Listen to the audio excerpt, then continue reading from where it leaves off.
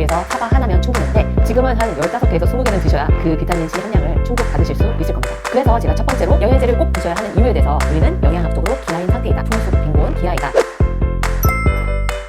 안녕하세요. 몸짱 약사 민재원입니다. 짜잔 짜잔 짜잔 짜잔.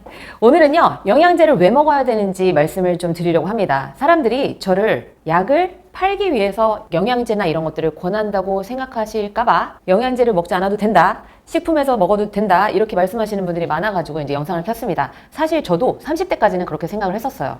그런데 이제 30대 후반부터 뭔가 예전 같지 않네 이러면서 이제 영양제를 공부를 하고 영양소에 대해서 공부를 하고 하다가 이제 복용을 하기 시작을 했는데요. 사실 안타까운 현실이 뭐냐면 우리 현대인들은요, 영양학적인 기아 상태입니다. 이렇게 체구가 크거나 튼튼해 보여도 영양학적으로는 기아라는 거죠. 풍요 속 빈곤, 감춰진 기아라고 할까요? 일단 우리의 토양이요, 이전 같지 않습니다. 깔끔 떤다고 우리가 배변이나 이런 것들을, 거름 이런 것들을 막 분리를 했어요. 그러면 뭔가 좀 더 깔끔해질 것 같다 생각을 하셨겠지만 이 토양은 사실 결핍, 고갈돼 있어요. 뭐가요? 영양소가요.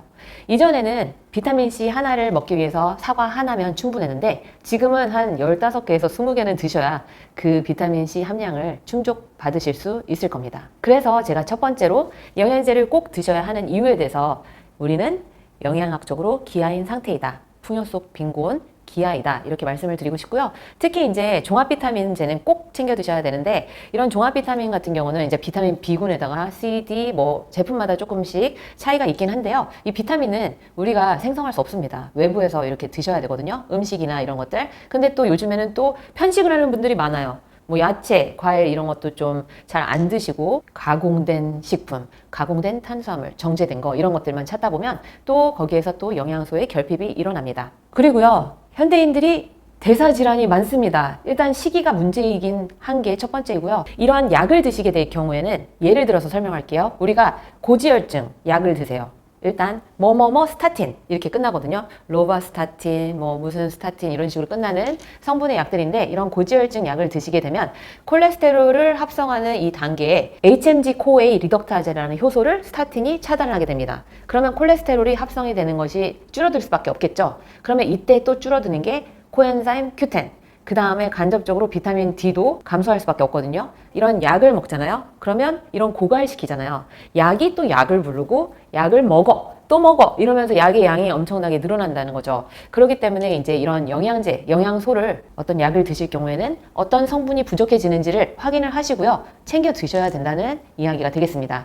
사실 이 고지혈증 약 말고도요, 혈압약 이런 거 드실 때도 비타민 B군 많이 소실되거든요. 그리고 멜포르민 같은 당뇨약 같은 경우에도요, 비타민 B12 이런 것들 감소 아주 심각하거든요. 그래서 꼭 더 챙겨 드셔야 됩니다. 종합 비타민의 경우에는 B12가 좀 많이 들어있는 걸로 챙겨 드시는 게 사실 고가이긴 해요.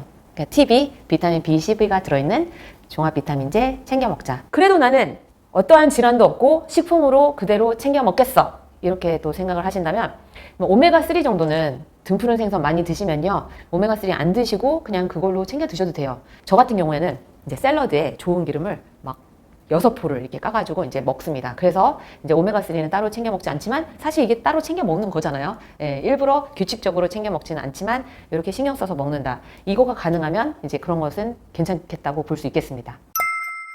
그런데요, 또 문제가 하나 있습니다. 우리가 이렇게 생선을 자주 챙겨 드신다고 하더라도 이런 중금속의 오염으로부터 우리가 또 피할 수가 없거든요. 그래서 이제 갈수록 이렇게 순 그 물질을 더 찾게 되는 거라고 보시면 되겠고요. 이 영양제를 드시는 그 최적의 시간이 또 따로 있어요. 간단하게 설명을 드리면요, 비타민 중에서 지용성인 거, 지금 말씀드렸던 생선의 기름, 뭐 오메가3, 비타민 D, 코큐텐, 그 다음에 눈 영양제, 루테인 이런 것들은 다 지용성이거든요. 이런 것들은 식후에 드시는 게 흡수율에 더 도움이 됩니다. 그런데 빵 잔뜩 드시고 드시는 것보다요, 지방이 조금 들어있는 것도 같이 드셔야 이 지용성인 영양소를 먹었을 때 흡수가 더 잘 되거든요. 그래서 지용성인 것은 식후에 드신다. 그 다음에 이제 뭐 그 외에 최적의 그 영양제 드시는 시간이 있거든요. 그거는 저의 이전 영상을 참고해 주시면 되겠습니다. 도움이 되셨다면 좋아요, 구독 부탁드리고요. 우리 영양제 나는 안 먹어 이럴 필요 없다는 거 이제 이해되셨죠? 저는 약을 팔기 위해서 말씀드린 게 아닙니다. 꼭 필요하신 거, 드시는 약으로 인해서 고갈되는 것들은 꼭 보충 받으시길 바랍니다. 감사합니다.